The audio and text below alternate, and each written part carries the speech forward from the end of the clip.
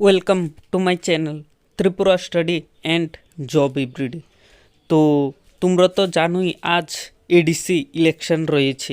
আজ থেকে শুরু হবে এডিসি ইলেকশন।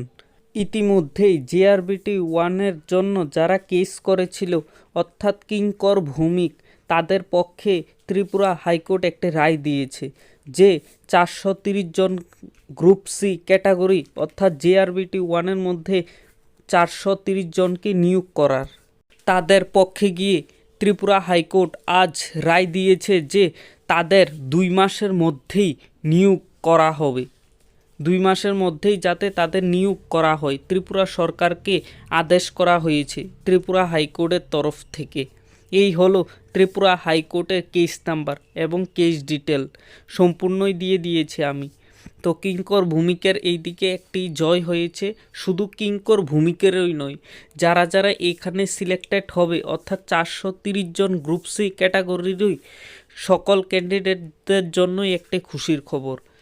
কারণ জিআরবিটি ওয়ান 2022-21 প্রসেস শুরু হয়েছিল, এখন চলে 2026, এখনও প্রসেস কমপ্লিট হয়নি। জিআরবিটি ওয়ানের 430 জনকে নিয়োগ করার পরই জিআরবিটি 2 আসতে যাচ্ছে। সূত্রের খবর অতি শীঘ্রই জিআরবিটি 2 আসতে যাচ্ছে, এটা নিয়ে কথাবার্তা চলছে।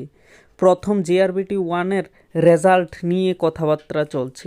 এডিসি ইলেকশন হয়ে যাওয়ার পরই জিআরবিটি নিয়ে আপডেট আসবে 430 জনকে নিয়োগ করার, এবং এর সাথে সাথে ত্রিপুরা হাইকোর্টেরও আপডেট আসবে। এটা আমি যতটুকু খবর পেয়েছি অতি শীঘ্রই আছে। ত্রিপুরা এডিসি ইলেকশন শেষ হয়ে গেলেই জিআরবিটি আপডেট এবং ত্রিপুরা হাইকোর্ট আপডেট আসতে যাচ্ছে। স্পেশাল এক্সিকিউটিভ নিয়ে এখনও বলতে পারছি না, কারণ স্পেশাল এক্সিকিউটিভ নিয়ে আমার কাছে কোনো আপডেট নেই এখন আপাতত। আপডেট এলে আমি বলে দেব।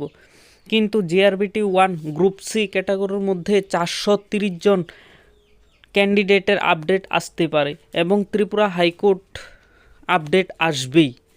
এই দুটি আপডেটই ছিল এই ভিডিওতে।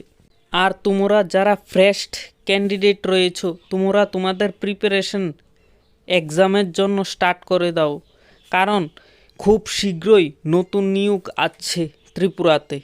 তোমরা তোমাদের প্রিপারেশন শুরু করে দাও। নতুন নতুন অনেকগুলো পোস্টই ক্রিয়েশন করা হবে। আর কিছুদিনের অপেক্ষা, এরপরেই নতুন নিয়োগের নোটিফিকেশনও আসছে খুব শীঘ্রই ত্রিপুরা সরকারের তরফ থেকে।